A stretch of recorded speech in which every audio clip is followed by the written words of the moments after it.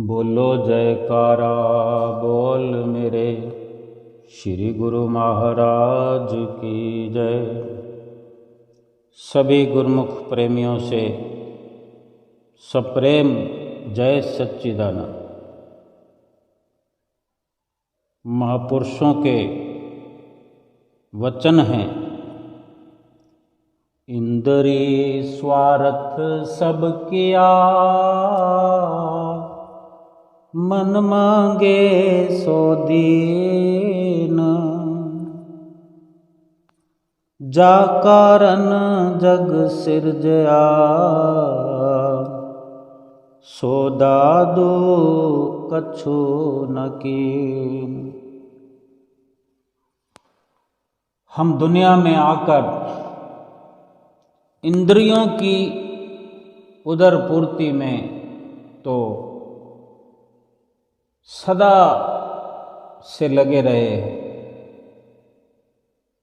कहीं न कहीं कुछ न कुछ पूर्ति आज भी कर रहे, और जब तक ये जीवन रहेगा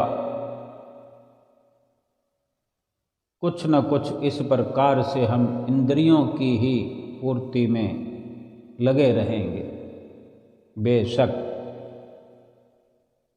लेकिन महापुरुषों के वचन हैं कि ये सब तो बखूबी हमने किया, कर रहे हैं और शायद करते ही रहेंगे।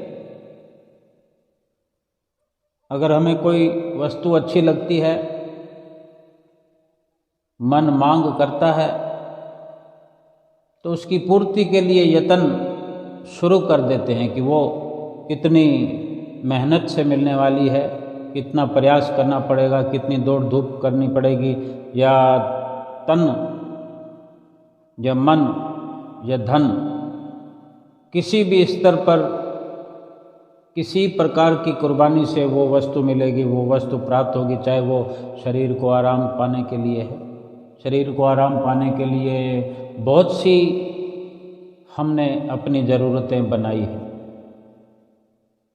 बहुत सी ज़रूरतें शरीर को हैं, ऐसा नहीं है, हमने बनाई हैं। हमने ऐसा समझ लिया है कि ये भी शरीर की ज़रूरत है, वो भी शरीर की ज़रूरत है, और इसी शरीर के साथ जो इंद्रियों का अटैचमेंट है, कुछ खाना है, तो ये भी एक मांग है, जिह्वा का स्वाद है। जिह्वा के साथ साथ नासिका इंद्रिय जो खुशबू का भी चयन करती है कि फलां वस्तु, फलां जो चीज़ बनी है उसमें किस तरह की खुशबू, किस तरह की महक आ रही है। तो ये एक प्रकार से हमने निश्चित किया है कि खाने वाली वस्तु ऐसी होनी चाहिए, वैसी होनी चाहिए, लेकिन कुदरत ने समान रूप से व्यवस्था सभी के लिए की है कि खेत के अंदर, जमीन के अंदर कुदरती जो अनाज पैदा होते हैं वो सब के सब शरीर के निमित्त, पेट भरने के निमित्त और जिह्वा के स्वाद के निमित्त ही सब बने हुए हैं। इतने तक भी अगर हम संतोष कर लेते हैं कि हमें ये पर्याप्त हो जाए, हम पर्याप्त समझ सकें कि इतना जितना हमें प्राप्त है कुदरती तौर पर वही हमारे लिए पर्याप्त है, काफ़ी है, फिर भी महापुरुषों के वचन है कि ये सब करते हुए ये विचार हम क्यों नहीं करते कि जिस कारण से संसार में हमें भेजा है वो हम उसके लिए हम कुछ नहीं कर रहे हैं कि हम संसार में किस लिए आए हैं, इस निमित्त हम कुछ नहीं कर रहे हैं। ऐसा परम संत दादू दयाल जी अपनी वाणी में फरमा रहे हैं कि जा कारण जग सिरजया सो दादू कछु न की। महापुरुषों को अफसोस होता है, दुख होता है कि वो कार्य तो कर रहा है जिसका परिणाम केवल शरीर तक ही सीमित है। शरीर को आसान आराम देने के लिए केवल वो लाभ सीमित है। शरीर के आराम के दायरे तक ही सीमा है जहां हम अपना प्रयत्न कर रहे हैं उस कार्यों की। लेकिन जो इतना बड़ा लक्ष्य देकर के हमें इस संसार में भेजा है, जिस कारण ये जग में हम आए, उस निमित्त हम कुछ क्यों नहीं कर पाते, क्यों नहीं कर रहे? अपने उदर पूर्ति के लिए, पेट भरने के लिए, शरीर को सजाने के लिए, संवारने के लिए हम अपना अधिकार क्षेत्र बना लेते हैं। कहीं से कोई कमी आन पड़े तो युद्ध स्तर पर हम अपनी आवाज़ उठा देते हैं कि मुझे कम क्यों मिला, मुझे इतना क्यों मिला, कहीं कोई कमी हो जाए। नख से सिख तक जो भी जरूरत के सामान, उनके लिए युद्ध स्तर पर प्रयास करते हैं और अपने हक की बात करते हैं। हक हकूक का हमने परचम लहरा रखा है कि ये मेरा अधिकार है, ये मेरा हक है, ये मेरा घर है, ये मेरा है, ये मेरा है।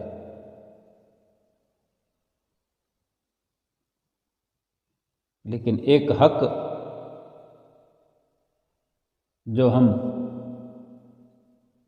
इस जन्म से पहले स्वयं अपने कर्मों के अनुसार निश्चित करके आए, हमारे ही द्वारा, हमारे कर्मों के द्वारा ही विधाता ने हमारा प्रारब्ध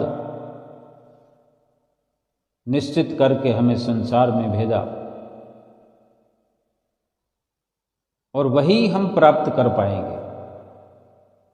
लेकिन फिर भी हम उस प्रारब्ध को नकारते हुए जो अपने हक हकूक की बात करते हैं, अपने अधिकार का एक दायरा बना लेते हैं कि ये मिलना चाहिए। प्रारब्ध से अधिक कोई दे नहीं सकता। थाली के अंदर रोटी पड़ी हो, अगर प्रारब्ध में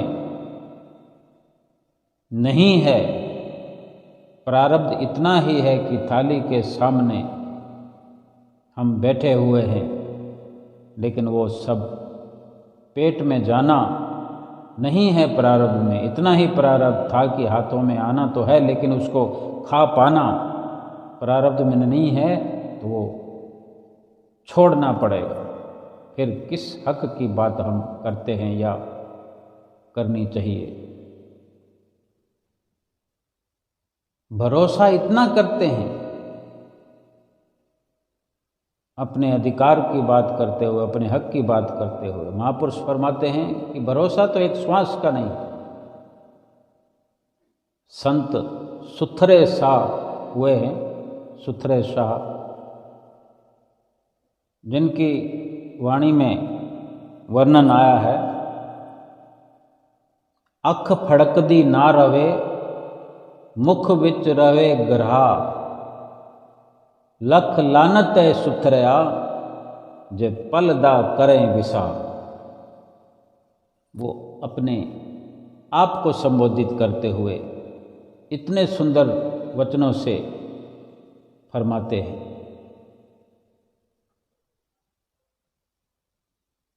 और लानत भेजते हैं स्वयं को, ये धिक्कार है, लानत है अगर एक पल का भी विश्वास करता है।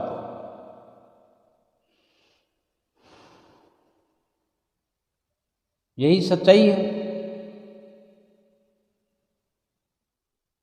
हम अपने आप में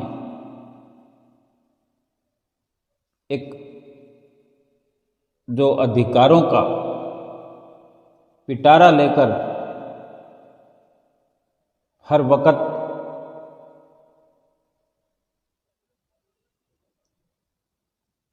डोलते हैं इस जमीन पर, इस धरती पर, लेकिन एक विचार हमको सदैव करना चाहिए कि जो हम प्राप्त कर पा रहे हैं सहजता से, या जो हमें प्राप्त है, अधिकार हमारा वही है। जो मिल गया उसी को मुकद्दर समझ लिया, जो नहीं मिला उसको हम अपने मुकद्दर के दायरे में ना करें तो हमारा जीवन आसान हो सकता है। और इसी प्रकार से अपनी जो इंद्रियों की उदर पूर्ति है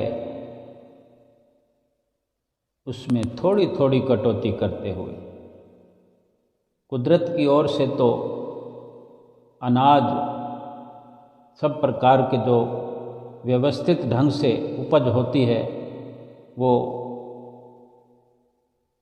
बड़े सलीके से इंसान के लिए भरमार कर दी है। कभी अन्न दाल की कमी कहीं आ नहीं सकती।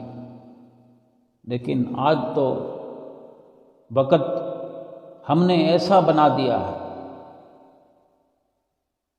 कि पिज़्ज़ा और बर्गर का जोर चला दिया है। थोड़े थोड़े समय में हम ये अवसर ढूंढते हैं कि बहुत हो गया आटा और दाल, अब पिज़्ज़ा हो जाए, बर्गर हो जाए, गोलगप्पे हो जाए, पकोड़े हो जाए, चिल्ली पटीली हो जाए। फिर भी संतों महापुरुषों ने अंकुश नहीं लगाया। बेशक कहा होगा अपनी अपनी वाणियों में कि जितना कुदरती अनाज से, कुदरती उपज से, कुदरती व्यवस्थाओं से हटकर जीवन व्यतीत करेंगे, मन विचलित होता चला जाएगा। और फिर उस बात का क्या होगा कि जा कारण जग सिर जया, सो दादू कुछ ना किए। असली मकसद से अगर दूर होते चले गए तब इंद्रियों की उदर पूर्ति में ही लगे रहना एक पाप की तरह हो जाएगा, एक बुराई को जन्म देने जैसा हो जाएगा, अपना लोक परलोक बिगाड़ने जैसा हो जाएगा। लेकिन अगर अपने मकसद में, अपने लक्ष्य में, इस जीवन के लक्ष्य में, जीवन किस लिए मिला, शरीर किस लिए मिला मनुष्य का, इस दुनिया में आए किस लिए, ये मकसद अगर याद रहा कि किस कारण से संसार में हमें भेजा गया या किस कारण से हम आए, उसका भी अगर हम एक अधिकार बना लें, उसका कोई दायरा हमने नहीं बनाया, कोई अधिकार नहीं बनाया कि अगर श्री गुरु महाराज जी ने 2 घंटे सुमरन करने के लिए हमें कहा, 5 नियमों की पालना नित्य प्रति करने को कहा है, तो हम युद्ध स्तर पर प्रयास करें, सेवा अपने युद्ध स्तर पर करें। मन विचलित होने लगता है घड़ी से 5-10 मिनट पहले तो छोड़ ही देते हैं, और कोई ज़रूरी काम हो तो सेवा में करेंगे, कोई ज़रूरी काम हो तो आरती पूजा में करेंगे, कोई ज़रूरी काम हो तो भजन स्मरण में करेंगे। ये एक मन की दशा का वर्णन है। और जो भी गुरुमुख जन, संत जन जो 5 नियमों की पालना, 2 घंटे नित्य प्रति सिमरन बखूबी करते हैं, उनको हाथ जोड़कर मैं नमन करता हूँ और श्री गुरु महाराज जी से प्रार्थना भी करता हूँ कि हम उसी ही श्रेणी में हो जाएं, हम पर भी कृपा बनी रहे। और पिज़्ज़ा खाओ, बर्गर खाओ, संत महापुरुष मना नहीं करते। अगर अपने मन को कंट्रोल में कर पाएं, लक्ष्य पर निर्धारित रह पाएं, हमारे श्री परमहंस अवतार श्री पंचम पातशाही गुरु महाराज जी ने बड़ा खुशी से, बड़ा खुलकर वचन फरमाए कि खाओ पियो, खुशियाँ मनाओ,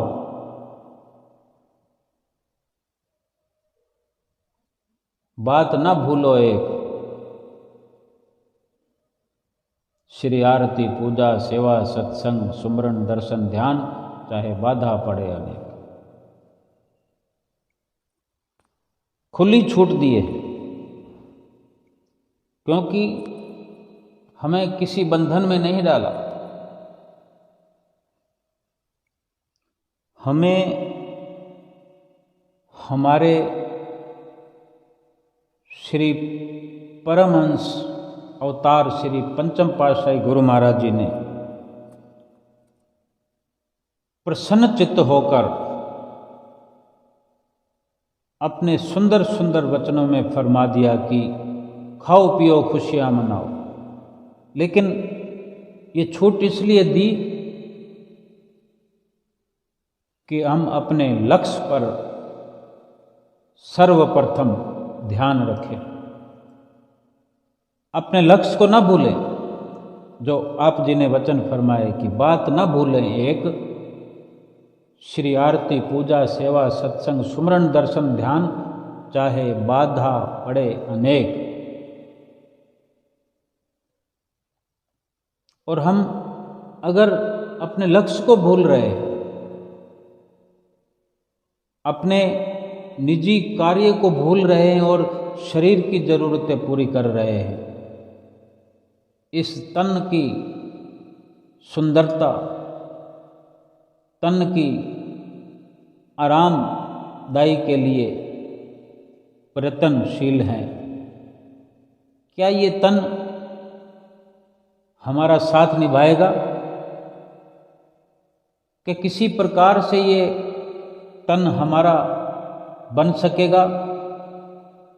इसको जो हम हर वक्त आराम देने की कोशिश में, फिक्र में लगे रहते हैं, क्या ये तन हमारा था या है या रहेगा? लेकिन हमने ये विश्वास कर लिया है, और विश्वास ही क्या अपने आप को तन ही समझ लिया है, तो फिर उसको भूल गए जो इस तन के भीतर विराजमान सत्य स्वरूप जीवात्मा, जिसके कल्याण के लिए इस संसार में हमें परमपिता परमेश्वर ने भेजा,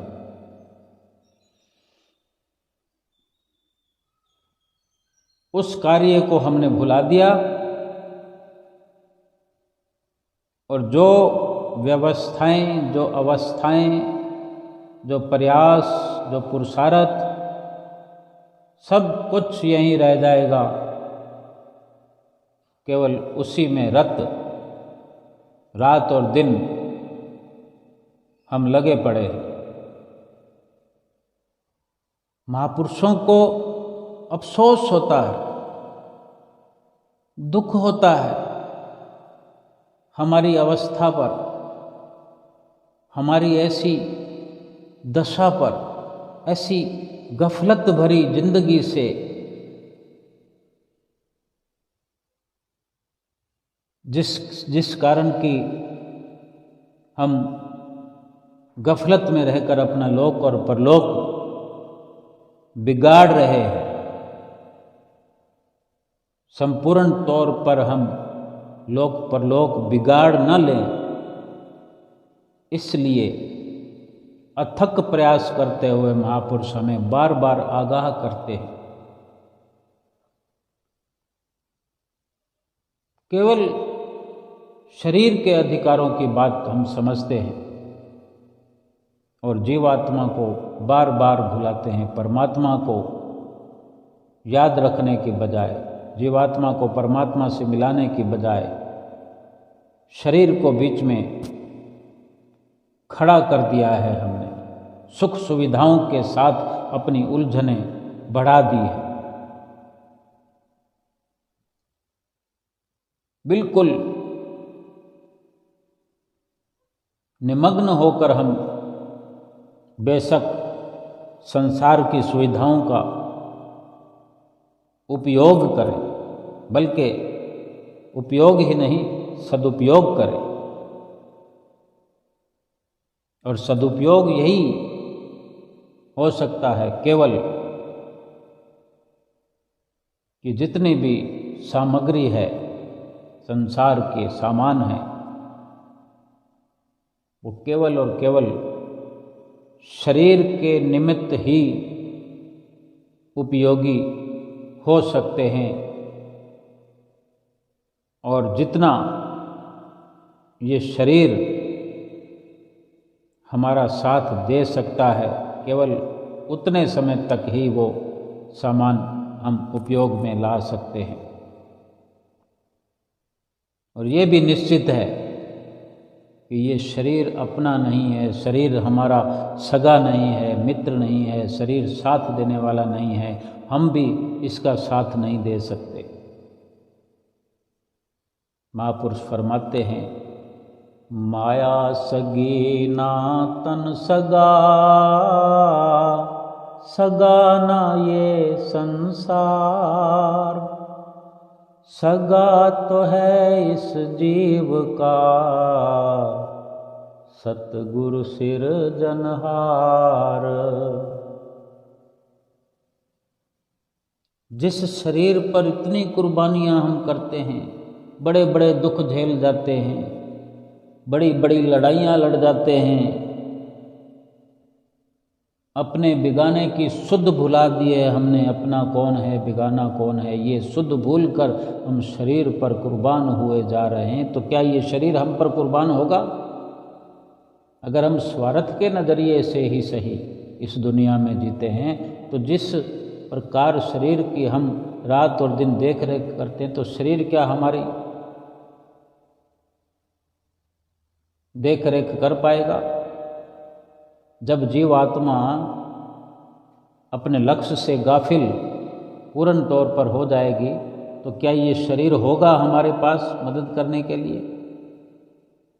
लेकिन आज है, आज ये अवसर है हमारे पास, ये शरीर है हमारे पास, तो क्यों इसको नष्ट कर रहे हैं?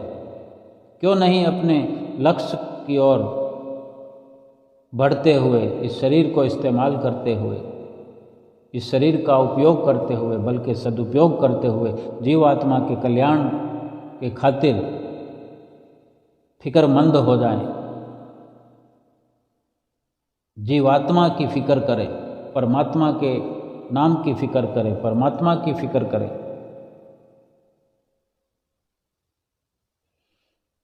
जब तक प्रभु के नाम का चिंतन, प्रभु के नाम का फिक्र, प्रभु का जिक्र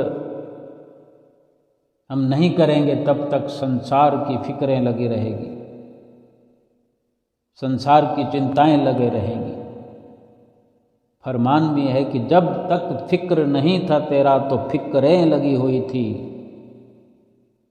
जब तक फिक्र नहीं था तेरा तो फिक्रें लगी हुई थी, अब फिक्र हुआ है तेरा तो बेफिक्र हो गया हूं।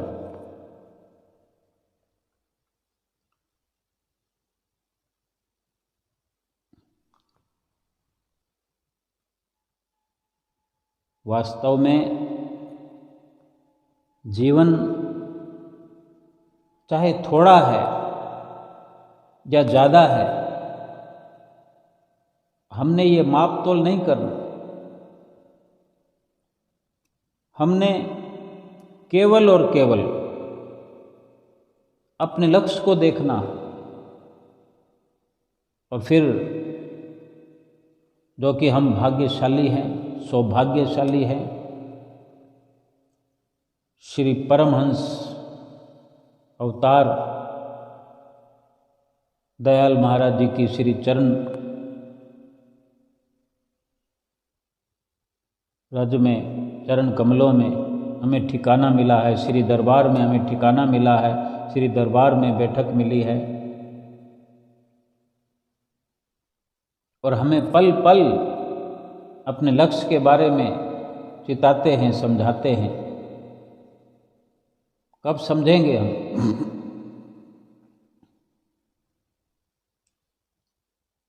वास्तव में काम तो है अपना, हमारा, और चिंता है हमारे सतगुरु को।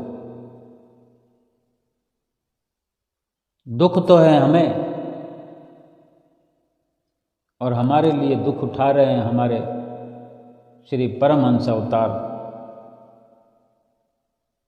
हर स्वरूप में आकर हमारे लिए उन्होंने चिंताएं की हैं, हमारे लिए दुख उठाए हैं, हमारे लिए अपने तन पर कष्ट झेल करके हमारे लिए ये सुखद राह बनाई है। हो सकता है जिस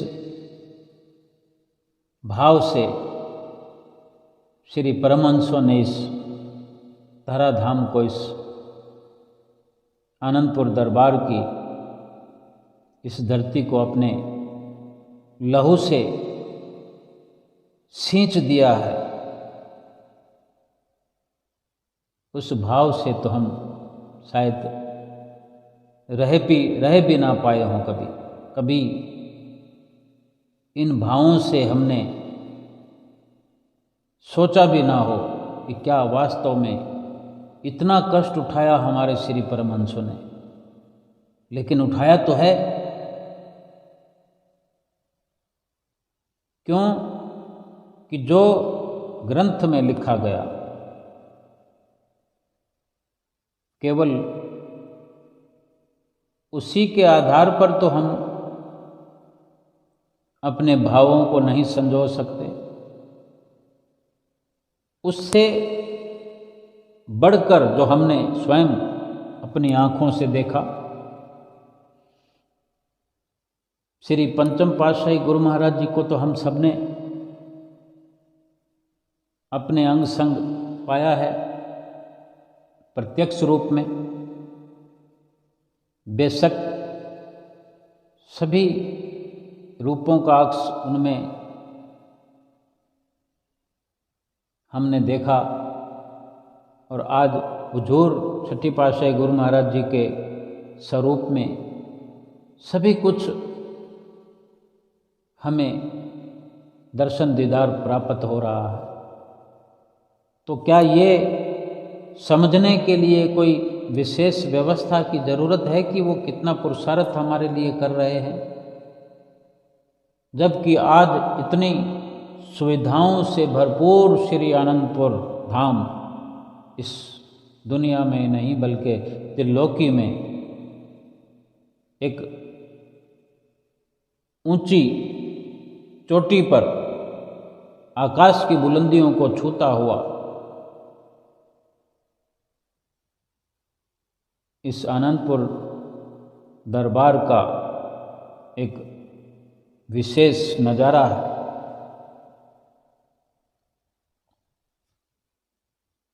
इस नील गगन को छूता हुआ श्री दरबार का हर एक जयकारा है।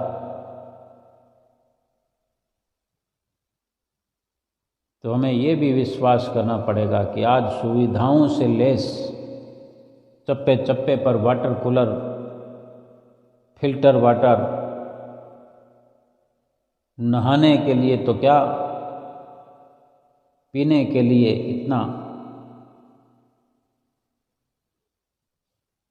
कीमती पानी यहाँ हमारे पास पर्याप्त मात्रा में है। स्वच्छ शुद्ध जल, पानी तो क्या, दूध के भी हम लोटे भर भर के पी रहे हैं। लेकिन वो वक्त था जब इस धरती को खरीद किया गया था 1930 में, जब हमारे श्री परमहंस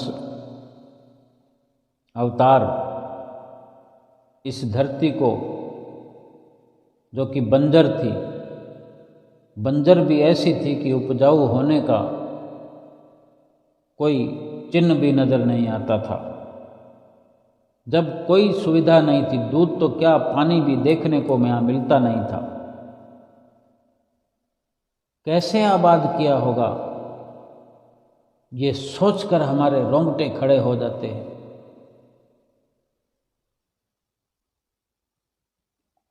आज एक घर बनाना हो, एक कमरा बनाना हो,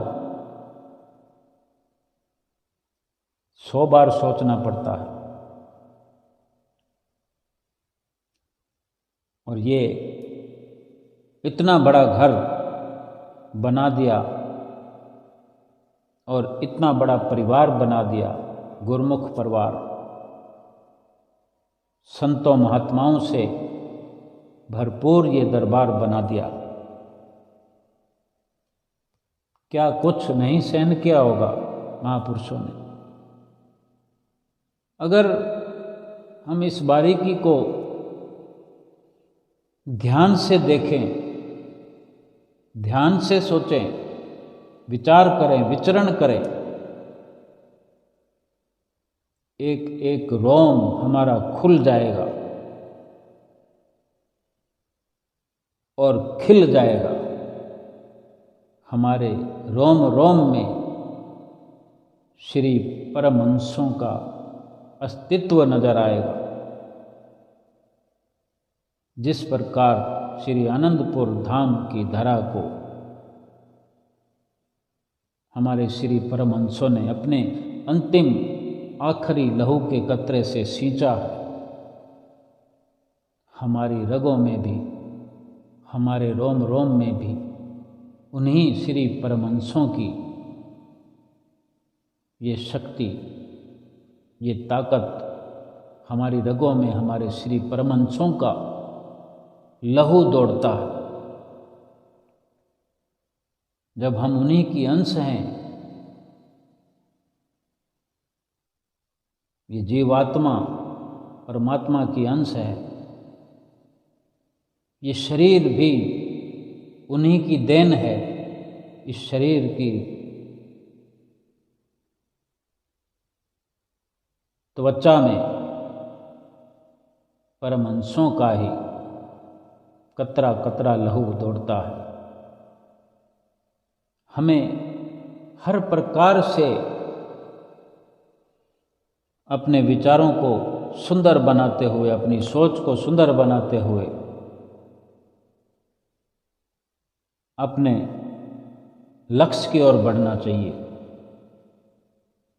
बड़ी ज़रूरत यह है कि हमारे श्री परमहंसों को हमें दुखी देखकर अफसोस होता है, उनको दुख होता है। तो क्या हमारा कोई फर्ज नहीं है? हमसे क्या चाहते हैं? हमसे हमारी खुशहाली चाहते हैं कि हम अपने आप को खुशहाल बनाएं। तो क्या ये मुश्किल कार्य है या मुश्किल हमने बना दिया है? अगर हमने मुश्किल बना दिया है तो हम आसान भी बना सकते हैं। श्री परमहंसों का हमें साथ मिला हुआ है। जिस शरीर से काम लेना है उस शरीर से काम लेते हुए अपने लक्ष्य की ओर हमें दौड़ लगानी पड़ेगी, बल्कि दौड़ दौड़ कर अपने लक्ष्य की ओर पहुंचना पड़ेगा। और अगर शरीर की सेवा में लग करके अपने लक्ष्य को भुला दिया तो ये शरीर तो काम नहीं आएगा, शरीर से काम लेना पड़ेगा। अगर आज शरीर से काम ले लिया, इसको अभ्यास करा दिया, तो ये आदी हो जाएगा भजन भक्ति करने का, श्वास श्वास सुमरन करने का, और हमें सफलता प्राप्त हो जाएगी कि हम वास्तव में श्री परमहंसों के बच्चे हैं और हम अपने श्री परमहंसों की आज्ञा की पालना में लगे हुए हैं। उनकी प्रसन्नता के लिए हम वो कार्य कर रहे हैं कि सफलता तो हमारी होगी, खुशहाल तो हम बनेंगे, सुख स्वरूप तो हम बनेंगे और प्रसन्नता हमारे श्री परमहंसों को होगी। क्या दुनिया में कोई और किसी की सफलता पर प्रसन्न होने वाला है? छोटी छोटी प्रसन्नताओं पर भी बड़े बड़े अवरोध पैदा हो जाते हैं, रुकावटें खड़ी करने लगते हैं जिनको हम अपना समझते हैं। और इतनी बड़ी सफलता पर भी श्री परमहंसों को खुशी होती है, प्रसन्नता होती है। यही तो अपने और पराये का भेद है। हमें समझना पड़ेगा कि हमारे अपने, हमारे सगे केवल सतगुरु है। सतगुरु सृजनहार है, जिन्होंने हमारी पल पल में रक्षा की, कदम कदम पर हमारी लाज बचाई, आज भी बचा रहे हैं। लेकिन हमें समय रहते चेत जाना चाहिए, खबरदार हो जाना चाहिए। हम जो केवल शरीर के लिए ही, शरीर के निमित्त ही रात और दिन लग करके, रात और दिन अपने अनमोल समय को नष्ट करके जो हमें दुख हासिल हो रहा है, जीवात्मा उस दुख के बोझ के नीचे दब कर रह गई है। था तो यही कि जो पिछले जन्मों का बोझ इस जीवात्मा पर पापों का था, उसको हटा करके आत्मा को साफ सुथरा निर्लेप तो है ही, लेकिन पापों के बोझ से जो दबी हुई है उसको हल्का, सूक्ष्म, साफ सुथरा पापों से खाली करके परमपिता परमेश्वर से मिलाने का प्रयत्न करते हो। इसीलिए ये मनुष्य जन्म मिला हुआ है। लेकिन अपने लक्ष्य को भूल करके उसको और बोझिल हम अगर करते जाएं तो फिर महापुरुषों की प्रसन्नता कैसे मिलेगी हमें? इसलिए यही उचित है कि जितना समय हमारे हाथ में रहा, अभी बाकी है, उसमें से एक भी श्वास को नष्ट नहीं करना है, ख़त्म नहीं करना है, बेकार नहीं करना है, बल्कि पुरुषार्थ से, मेहनत से, अपने सुंदर सहेजे हुए भावों से,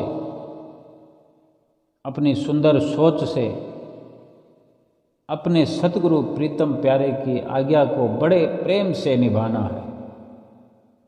बड़ा खुश दिल हो करके पांचों नियमों की पालना करनी है और 2 घंटे भजन अभ्यास करना है इससे अधिक जितना भी दायरा बढ़ाना चाहें, कोई मना नहीं है। जितना अधिकार इसमें बढ़ाना चाहें, 2 घंटे की जगह 3 घंटे भजन अभ्यास करना चाहें, 4 घंटे भजन अभ्यास करना चाहें, कोई मना नहीं है, क्योंकि इसका तो लाभ ही लाभ है। और यही लाभ प्राप्त करते हुए, लाभान्वित होते हुए, जीवात्मा का कल्याण करते हुए, महापुरुषों की प्रसन्नता प्राप्त करते हुए अपना लोक परलोक सुहेला करना है। बोलो जयकारा बोल मेरे श्री गुरु महाराज की जय।